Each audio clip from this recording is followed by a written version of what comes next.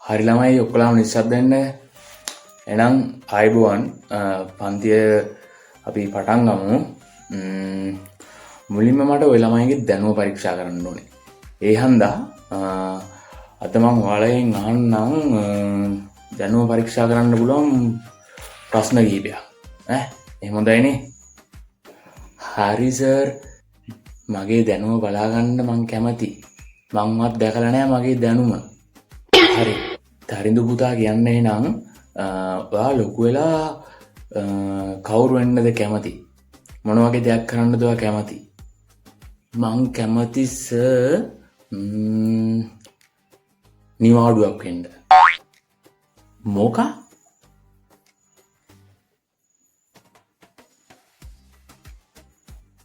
ඔව් ඉතින් එතකොට හැමෝම මාව බලාගෙන ඉන්නේ සර්. හරි. එතකොට මට කියන්න කවුද මේ පන්තියේ වැඩියෙන්ම කතා කරන ළමයා කවුද කියලා? මම නම් නෙවෙයි සර්. එහෙනම් කවුද? ඔය ළමයා නෙවෙයි නෝ. ඔයානේ සර් වැඩියෙන්ම කෑ ගහන්නේ පන්තියේ. ඔයාට හිතනවද ඔයා දක්ෂ ළමයෙක් කියලා? මට හිතෙන්නේ නැහැ සර් මං දක්ෂයි කියලා. ඇයි එහෙම හිතන්නේ? ඒක හිතෙන්නත් දක්ෂකමක් තියෙන්න බෑ සර්. හරි දැන් මම ඊයේ දීපු ගෙදර වැඩ කරාද? ඔව් සර් කරා. කොයිද? කෝ? පෙන්නන්න බලන්න. ගෙදර? මට හිතෙනවා ඔය ළමයා අහන හැම ප්‍රශ්නයක්ම වැරදියට තේරුම් ගන්නවා කියලා. නෑ සර්, මං හරියට තේරුම් ගන්නවා. මන් දෙන උත්තරේ විතරයි වැරදි සර්. හරි. අපි මෙහෙම හිතමු. මම ඔයාලට දෙනවා රුපියලක්. ඊට පස්සේ ආයෙත් මම දෙනවා ඔයාලට රුපියලක්. දැන් ඔයාගේ අතේ කීයක් තියෙනවද? එතකොට සර් මගේ අතේ තියෙන්නේ 1යි.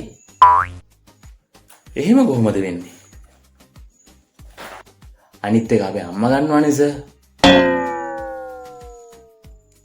හරි. එතකොට දැන් මට කියන්න බලන්න ඇයි පන්තියට එද්දි ප්‍රමාද වුනේ කියලා? එන්න පරක්කුනේ හීනයක් දැක්කා සර්. දැන් එතකොට ඒකට පරක්කුනේ කොහොමද? ඒ දැකපු හීනෙම තමයි එලාම් එක තිබ්බේ සර්. ওই ළමයාට කිසිම දෙයක් මතක නැද්ද? තියනවා සර්. Amazing. මොනවද මතක? අමතක වෙන එකම තමයි. හරි. මේ පන්තියේ මෝඩම ළමයා නැගිටින්න බලන්න.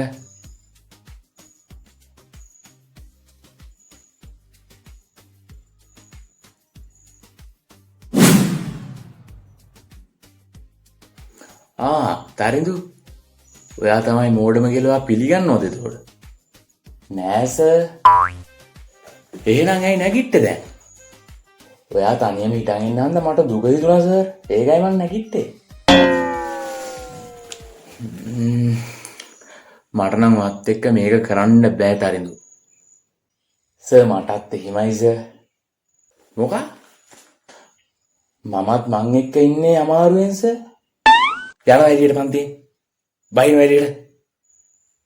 ගුරුවරයෙක්ට කතා කරන්න දන්නේ නැහැ. හැසිරෙන්න දන්නේ නැහැ පන්තියක. හරි සර්. හැබැයි මං හෙටත් එනවා. ඇයි ඒ? මොකද්ද හේතුව ඇයි ඒ? මන් නැතුව සර්ට තනියම hina වෙන්න බෑනේ සර්. ඒ හන්ද මං හෙටත් එනවා. යන්නම් සර්.